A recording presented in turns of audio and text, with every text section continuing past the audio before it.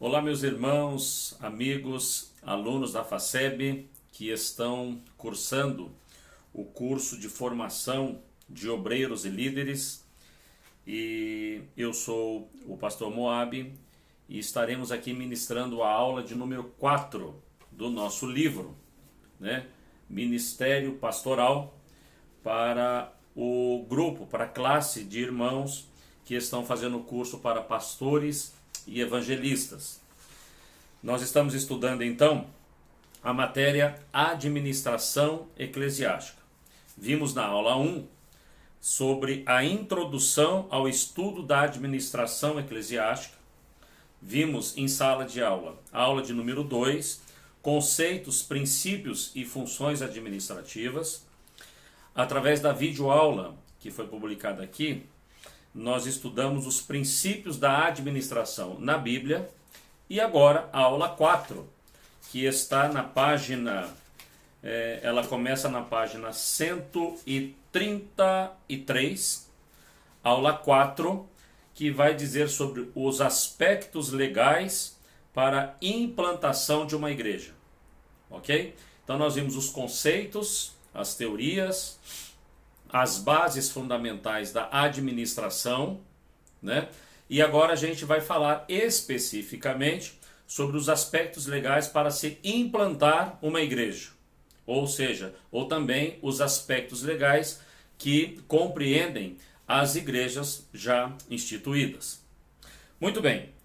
Objetivos desta aprendizagem, dessa videoaula, é apresentar as principais leis federais, estaduais e municipais que norteiam e legislam. Conhecer as questões sobre cumprir as leis, normas, regulamentos e procedimentos legais para a sua abertura e permanência enquanto instituição.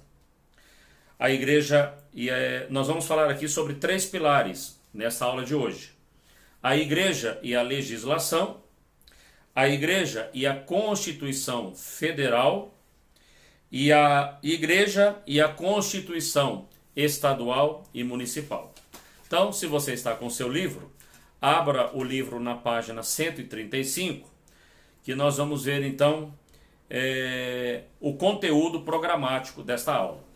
Ok? Então, aos alunos, página 135, aula 4, diz assim: todas as organizações lucrativas ou não precisam cumprir as leis, normas e regulamentos e procedimentos legais para a sua abertura e permanência no mercado. A sociedade hoje é extremamente institucionalizada e as igrejas não podem fugir dessa realidade. É como está explicado aqui na página, o grande autor Chiavenato, que nós vamos entender. Existem organizações comerciais com fins lucrativos e organizações para fins não lucrativos. Então, o princípio da organização, o princípio da administração serve tanto para uma, tanto quanto para outra. Apenas uma tem o formato mercadológico para fins lucrativos e a outra tem a mesma sistemática, porém o seu fim não é visando lucro. É o bem social, é a integração. Mas o princípio da administração e submissão às leis são de responsabilidade de ambas as situações. Seja uma organização com fins lucrativos ou uma organização sem fins lucrativos. Ok? Com base nisso, vendo aqui o nosso livro, você vai ver na página 136 que Radmacher vai escrever lá no seu livro, na página 694, o seguinte: que a igreja,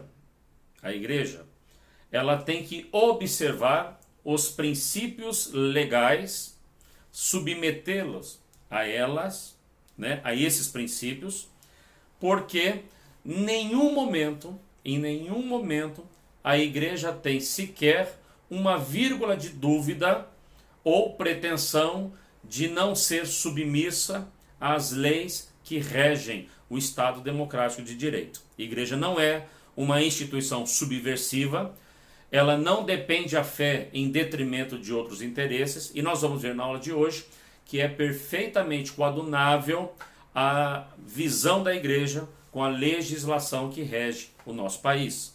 Ok? Então vamos lá. Comenta Rademacher. Permanecer fiel a Deus significa ter uma vida que sempre segue o que é certo. Uma vida submissa a outro em nome de Deus. Até porque Deus é um Deus de ordem, como é evidenciado em sua obra da criação e redenção. Consequentemente, ordem faz parte da essência da igreja. Segundo Kessler, que é um outro escritor, vai dizer o seguinte: o apóstolo Paulo, escrevendo aos Coríntios, disse que o nosso Deus não é de confusão ou desorganização, 1 Coríntios 14, 33, e recomendou: faça-se tudo decentemente com ordem. E recomendou: a ordem é alcançada por meio dos princípios e regulamentos que orientam a igreja e seus procedimentos internos e no cumprimento de sua missão no mundo, a fim de ser uma organização eclesiástica bem-sucedida no serviço do Senhor e à humanidade. Então nós vamos aqui entender um princípio. A igreja, ela tem por necessidade, obrigatoriedade, reconhecer as leis, estar submissa a elas, né? E fazer com que a sua personalidade jurídica seja dentro dos padrões institucionalizados pelas leis. Ok, pessoal? Então vamos ver aqui tópico 2. A igreja e a legislação. Interessante que Pedro vai dizer o seguinte: sujeitai-vos, pois, a toda ordenação humana por amor do Senhor, quer rei como superior. 1 Pedro 2:13. Então nós vamos ver que a Bíblia não é conflitante com nenhuma lei. Porque muita gente acha que a lei defende filosofia de fé. E essa filosofia está dissociada dos padrões éticos, morais, institucionais e governamentais. E muitos criam seitas subversivas com métodos repudiáveis quanto à condição humana. Elas não respeitam direitos humanos, criam rituais litúrgicos que são frontalmente contrários aos princípios básicos da segurança, da justiça e da organização.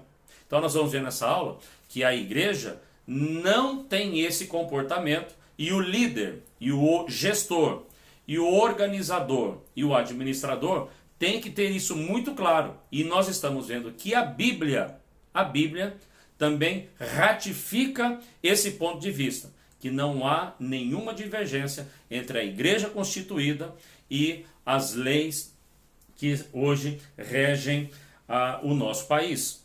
Nós vamos ver também que Pedro fala o seguinte, conforme aqui diz o escritor Rademacher. Pedro praticamente ordena aos cristãos a serem submissos às autoridades humanas. Você vai ver também na página 136 que o apóstolo Paulo escreve à igreja dos romanos solicitando que eles obedeçam às autoridades superiores, para que haja o cumprimento das leis. Ora, nós não encontramos em nenhum momento na Bíblia qualquer orientação de insurreição da igreja contra as leis constituídas, ok? Desde o tempo dos apóstolos, ok, gente? Então nós vamos ver aqui que Paulo vai dizer lá em Romanos capítulo 13, 1. E o seguinte: todos os cristãos, aqui complementa Rademacher, que é o escritor, todos os cristãos devem estar sujeitos a essas autoridades, até porque quando elas forem más, sejam elas más ou não. E aqui ele cita até Nero, que foi muito prejudicial, né, o imperador romano, ao culto ao Senhor. Independente se é mal ou não, a lei tem que ser obedecida. Nós não devemos obedecer e seguir as leis somente porque o governo é bom. A lei independe do sistema ou do estilo do governo. Lei é lei e elas devem serem observadas. Outro ponto legal, página 137, nós vamos ver que Jesus, ao vir ao mundo, ele não descumpriu a lei. Aliás, muitas pessoas, equivocadamente, vai dizer que Jesus anulou a lei. Não, ele cumpriu a lei na cruz, o sacrifício perfeito. Tanto é que ele vai deixar claro que a igreja está sujeita às leis quando ele vai dizer: dai a César o que é de César, as normas de César, né? As leis de César, os tributos a César. Ou seja, o legalismo que está implementado para a ciência da administração e da organização social ampla. A igreja está dentro deste conceito. Dê a César, obedeçamos a César, reconhecemos as leis de César. Também no ato de fé, também façamos o que é importante para Deus. Dediquemo-nos a Deus. Façamos também cumprir em nossas vidas as leis de Deus. Jesus separa muito bem essas questões, deixando claro aos seus discípulos que a igreja tem esses dois fundamentos, as leis naturais e as leis espirituais. Então, meu querido aluno, ao ter um momento em que você vai assumir ou você vai estar numa situação de liderança dentro do corpo da igreja, lembre-se que a igreja precisa observar as leis existentes. Vamos ver aqui que lei na Bíblia é algo que não tem como você falar de Bíblia sem falar de lei.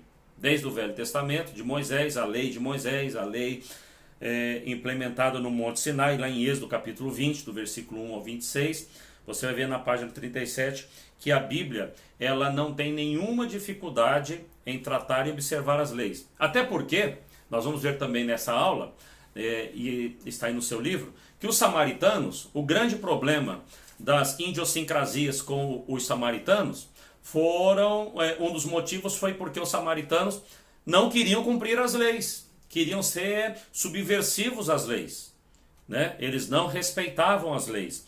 E aí então ficou o ponto de divergência que depois perpetuou-se por conta da inobservância das leis. Então isso não deve acontecer com a igreja. Tópico 2.1, vamos falar da igreja. A igreja vem da palavra grego eclésia, que é o ajuntamento popular. No Novo Testamento ganha um significado mais voltado de chamados para fora. Só que é interessante que esses chamados para fora, ele é um conceito, porque a igreja, desde os tempos lá do princípio, em Atos, nós vamos ver que a igreja sempre esteve em lugar fechado para adoração. O chamar para fora é conceitual, mas a ideia é congregacional, para congregar os santos como uma assembleia, no lugar fechado, no lugar em que haja o ajuntamento e a segurança para aquele fim específico, ok? Muita gente acha que a igreja ela é instituída na natureza. Não, igreja tem que ter uma personalidade jurídica, um lugar fixo, né? Liturgias definidas para que o culto ao Senhor tenha ordem e decência. Tenha ordem e decência, reconhecendo os princípios que vimos na aula passada, de organização, de disciplina, de decência, de equidade, de divisão de trabalho, de cargos e tudo aquilo que nós já vimos. Então a igreja compreende toda essa complexa rede de fundamentos para uma organização institucional plena, ok? Então nós vamos ver que a palavra igreja tem um sentido amplo e Kessler vai explicar aqui o seguinte: na linguagem comum, o vocábulo igreja tem um significado muito amplo, é aplicado ao edifício que realiza o culto cristão, a uma congregação de adoradores crentes, a um estabelecimento religioso, a determinado tipo de ordem eclesiástica, o conteúdo de todos os crentes em Cristo, a um grupo local de cristãos associados num pacto ou num propósito. Então, nós vamos ver que igreja, ela pode abarcar um grupo de pessoas, pode abarcar um prédio, pode abarcar uma instituição, enfim. Então, a palavra igreja, ela é muito ampla. Então, nós temos que entender esses conceitos e a sua aplicabilidade. Ok? Muito bem. Em virtude do tema abordado, ou seja, da grandeza desse tema, nós temos que deixar bem claro e delimitar: igreja sempre será uma instituição sem fins lucrativos. Sem fins lucrativos. Igreja nunca deverá comprar para vender. Nunca deverá produzir para vender. Até porque a palavra de Deus é clara: de graça recebestes, de graças dai. A contribuição é para a manutenção da estrutura organizacional da igreja, para servir ao povo da igreja, sem fins lucrativos. Toda a renda que ela toda a receita, se é isso que podemos dizer, todas as entradas dessas receitas, elas são então transformadas no benefício de ordem social. Por isso que as nossas igrejas têm lugar de descanso para os idosos, casa de recuperação para os drogados, financiam as assistências sociais. É por meio da igreja que muitos marginais são alcançados, muitos drogados são tratados, muitos viciados são recuperados, sem que nenhum alarde seja feito pela grande mídia. Esse é o papel da igreja. Todos os recursos que entram são destinados a alcançar vidas para a glória de Deus. Nós vamos ver que os objetivos da igreja, na página 139, nós vamos ver que a igreja tem suas especificações e dessa forma não pode ser tratada e nem gerida como empresa. Pastor, mas como que é isso? O conceito da administração não difere de uma igreja. Uma coisa é o conceito e os pilares da administração. Outra coisa é a gestão. A gestão de uma instituição com fins lucrativos tem as métricas comerciais. A gestão de uma instituição sem fins lucrativos tem a métrica sob a ótica social e não comercial. Embora os fundamentos da administração sejam os mesmos, que são o quê? Planejamento, organização, direção e controle, utilizando-se os recursos disponíveis, recursos humanos, físicos, financeiros e tecnológicos. Legal aí, pessoal? Então vamos falar agora que, mesmo ela não sendo, só para fechar, mesmo ela não sendo para fins lucrativos, Kessler vai dizer o seguinte, que por ser uma organização, mesmo sem fins lucrativos, deve cumprir todas as legislações vigentes no país, aonde ela está inserida, naturalmente. Sendo assim, adotar técnicas do princípio da administração. Ok? Vamos para o 2.1 na página 139. Legislação. Poxa vida. A igreja é uma instituição, tem que cumprir com as suas obrigações, mas que legislação é essa? Vamos falar sobre isso? Muito bem. Legislação. Legislação é o ato de fazer e legislar. Fazer leis e legislar as leis. É a ciência do conhecimento das leis, conjunto de leis que regulam um assunto particular. Segundo Coogan, quer dizer o seguinte: legislação é o ato de legislar conjuntos de leis sobre determinada matéria. Nos regimes democráticos são apresentados os três poderes.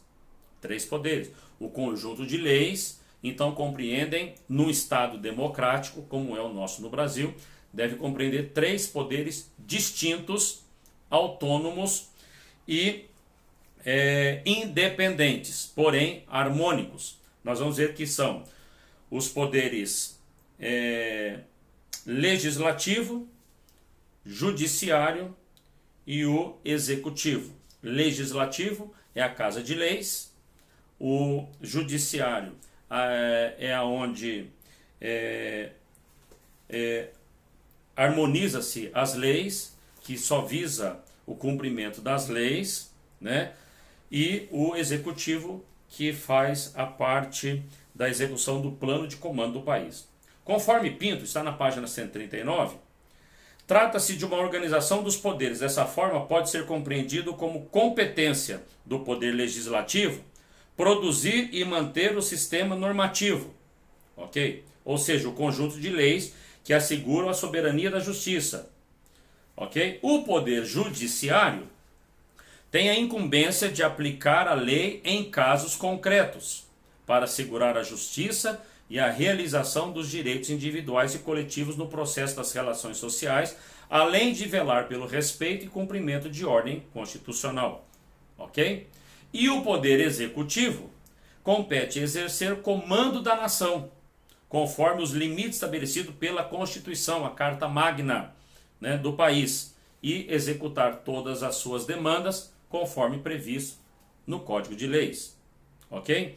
Em resumo, a legislação de um Estado democrático de direito é originária de um processo legislativo que constrói a partir de uma sucessão de atos, fatos e decisões políticas, econômicas e sociais.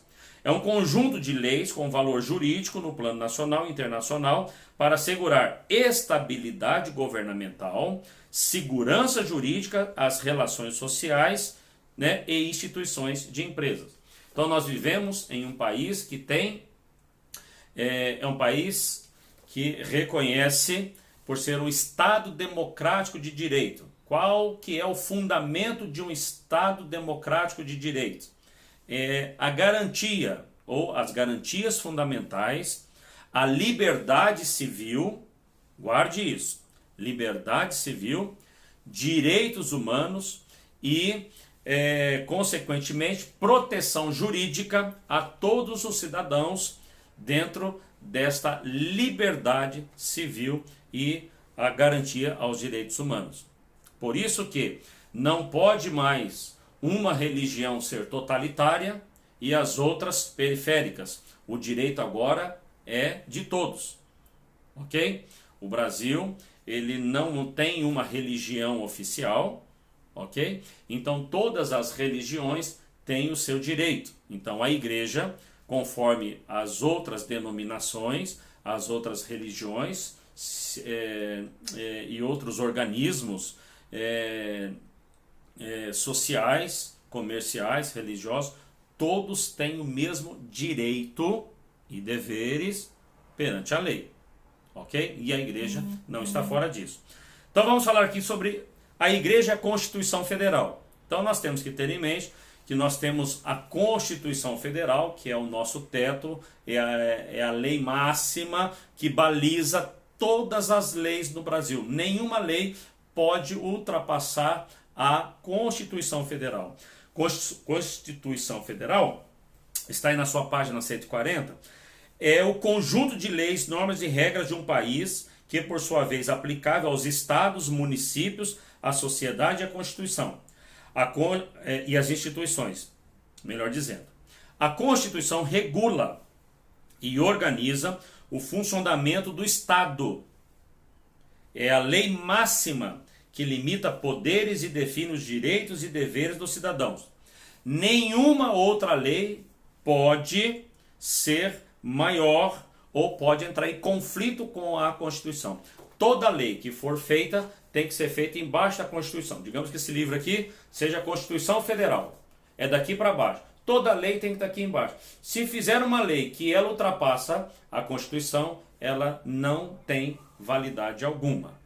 Ok? A Constituição Federal é que nos dá todas as garantias de exercer o direito de constituir a igreja conforme as leis vigentes nos âmbitos federal, estadual e municipal, ok?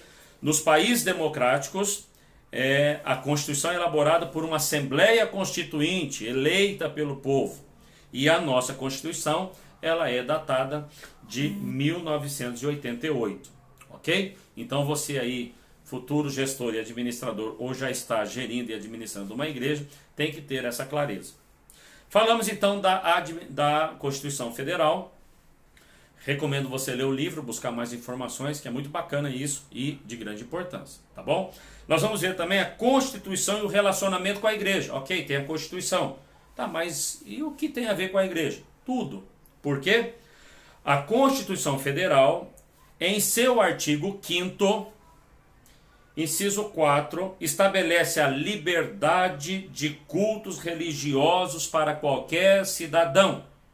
Abrir uma igreja ou uma igreja permanecer aberta é direito adquirido na Constituição Federal. A todos os filhos da pátria então ortogado o direito a prestar o seu culto religioso. A Constituição diz, conforme Pinto, no artigo 5º, a igreja ou a instituição ela deve ser inviolável à liberdade de consciência e de crença, sendo assegurado o livre exercício de cultos religiosos e a garantia na forma da lei a proteção aos locais de cultos e suas liturgias. Então a igreja, uma vez instituída com seu CNPJ, ela é uma personalidade jurídica. O templo ou lugar de culto é inviolável. E a sua liturgia, a sua base de fé, de crença ou a filosofia religiosa é garantida em lei. Ninguém pode ir lá dizer se isso é certo ou errado, desde que não infrinja na Carta Magna, que são os direitos humanos e a liberdade civil. Ok? Então, ninguém pode entrar na sua igreja e falar, esse culto não pode ser assim. A igreja tem o direito constituído de ter a sua liberdade religiosa. A igreja é inviolável, ninguém pode entrar na igreja para tirar um pastor, para tirar um membro. Nenhum órgão do governo tem a prerrogativa de invadir o espaço físico de uma igreja. É inviolável, com direito adquirido na Constituição Federal. Ok? Muito bem. A igreja está amparada pela lei que garante a proteção ao local do culto. No inciso 7º do mesmo artigo, assegura a assistência religiosa. É assegurada nos termos da lei a prestação de assistência religiosa nas entidades civis e militares de internação coletiva. Dessa forma, valida a ação na igreja na sociedade. A igreja também ela pode ser engendrada e pode ser alocada não só no âmbito civil, mas também nos âmbitos militares e aonde quer que ela possa estar alocada. Dessa forma, a validação da igreja na sociedade como um todo. E o inciso 8 garante o direito ao cidadão independente da crença. Nós somos criacionistas, nós somos de uma vertente denominacional que temos os nossos credos. Temos que respeitar os demais credos, outras religiões que professam as suas fés e elas têm também os seus conceitos e as suas liturgias. Assim como nós queremos a garantia aos nossos direitos, nós temos que respeitar também os direitos das outras instituições religiosas, ok? Não cabe ao pastor, não cabe ao gestor no seu bairro achar que a sua igreja ela é suprema e que ela tem o direito e os outros não. Então nós devemos ser respeitados e devemos respeitar, ok? Indo para a conclusão da aula, no artigo 19, na página 141, tem algumas orientações bem bacanas. No artigo 19 da Constituição, no inciso 1, menciona que é vedado à União, Estados e municípios, a embaraçar o funcionamento da igreja. Então o Estado não pode criar confusão com a igreja, falar que a igreja está certa ou está errada, ou entrar com ingerência nas questões estatutárias da igreja, nem no âmbito federal, municipal, nem estadual. Ok? Por exemplo, o estatuto da igreja, uma ata da igreja, um regimento interno da igreja deve ser respeitado pela organização da igreja. Então isso daí também é um direito adquirido, ok? Desde que esses estatutos, desde que esses regimentos não firam a Constituição Magna, tá bom? Constituição Federal. É vedado à União e aos estados e municípios estabelecer cultos religiosos ou igrejas e subvencioná-las, embaraçar-lhes o funcionamento ou manter relações de dependência ou aliança, ressalvada na forma da lei a colaboração de interesses públicos. Ou seja, o Estado não pode criar uma igreja para combater uma igreja. Ele pode abençoar e ser um parceiro da igreja, numa ação social, enfim. Mas o Estado não pode ter nenhuma ingerência ou intervenção numa igreja.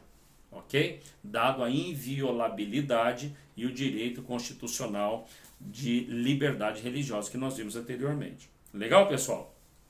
Tem outra coisa bacana aqui na parte 141, no artigo 156, está aqui entre aspas, letra B, diz assim: a Constituição Federal, em seu artigo 150, dispõe, é vedado à União, estados e municípios e ao Distrito Federal instituir impostos sobre os templos de qualquer culto, segundo Pinto, na sua página 59. O artigo 150 diz o seguinte: sem prejuízo de outras garantias asseguradas ao contribuinte, é vedado à União, aos estados, ao Distrito Federal e aos municípios, aí você vai para a página 142, cobrar impostos e instituir impostos sobre a igreja. Então, segundo a Constituição Federal, não se pode cobrar impostos sobre a atividade da igreja. A igreja ela é isenta da carga tributária que ela incorre sobre as instituições com fins lucrativos. Porque a igreja ela não está para ter fins lucrativos, mas toda a sua receita é para gerar o bem social. Então, ela está pela lei, garantida em lei, a isenção da cobrança de impostos. Ok? Então, é um direito seu, é um direito da igreja, é um direito nosso, brigarmos por esta cláusula tão importante que protege a igreja e nos dá condições de avançar no reino de Deus. Ok? Diversas leis, diversas frentes parlamentares têm entendido que a igreja está crescendo muito, está ficando muito poderosa. Eles deveriam analisar outras denominações que já existem há mais de 2000 anos, que o poder econômico deles é de Estado, não é nem de instituição. Então, se formos ser justos, não vamos entrar aqui nessa questão, nós devemos levantar bases de proteção por meio de homens que nos representem nas casas de leis, para que não haja nenhum revés nessa lei que é tão importante para nós.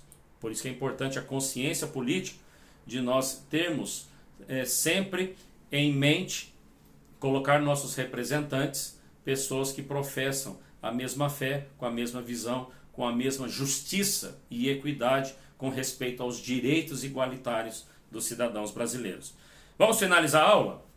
Templo de qualquer natureza, página 142. Então não pode ser. É uma organização institucionalizada, sem fins lucrativos, não pode ter impostos, porém deve cumprir as leis. Diz o seguinte: há um alerta aqui no livro, e nós temos que destacar. Há muitas pessoas que fundam igreja, constituem igreja. Elas acham que para abrir igreja, está aqui no texto, é só alugar um salão, colocar um púlpito, colocar as cadeiras, pronto. Não é só isso, né? E nós vamos ver aqui que o próprio Jesus Cristo, né, soube esperar o momento certo de começar o seu ministério. Por que ele começou aos 30 anos? Tem um porquê. Tem um momento certo. Tem a forma certa. Tem a conjectura mais adequada para se implementar. Da mesma forma a igreja. Tem a forma certa. Tem as observâncias que não devem ser ignoradas. Então não é abrir igreja, não é abrir um salão e colocar uma placa. Não é isso. Existem uma série de coisas anteriores que devem serem observadas para que a igreja esteja legalmente instituída e ela passe a gozar dos seus direitos adquiridos e resguardados pela Constituição. Então nós vamos ver esse alerta aqui no livro, tá ok? Rademacher vai dizer aqui, de acordo com Jesus, o governo estabelecido pelo imperador César tinha direito de cobrar impostos. Todavia, Deus deveria ser honrado acima de qualquer governante. Honrar a Deus não exime alguém de cumprir as funções básicas como cidadão. Romanos 13, de 1 a 7. Pois todas as funções de autoridades foram ordenadas por Deus. Legal? Então cuidado, para não achar que a igreja ela está fora do mundo e ela não deve observar as leis do mundo. Então nessa aula de hoje nós estamos reiterando essas normativas importantes para o bom andamento da igreja. E vamos concluir a aula de hoje falando sobre a instituição igreja e a Constituição estadual e municipal. Então nós vimos que nós temos a Constituição federal, só que também nós temos nos estados a Constituição estadual, que a Casa de Leis então são os deputados estaduais, ok? E que então o executivo é o governo do estado, ok? E nós vamos ver aqui na página 143 que o poder executivo no poder municipal é o prefeito e a Casa de Leis municipais ela é feita pela Câmara dos Vereadores. Então, em todos os estágios existem leis que norteiam o ambiente federativo, federal, o ambiente estadual e o ambiente municipal. A igreja, dentro desse contexto, ela deve observar as leis e brigar pelos seus direitos, e como personalidade jurídica e como personalidade espiritual que leva alimento espiritual ao povo, observando essas leis, nada pode ir contra a igreja.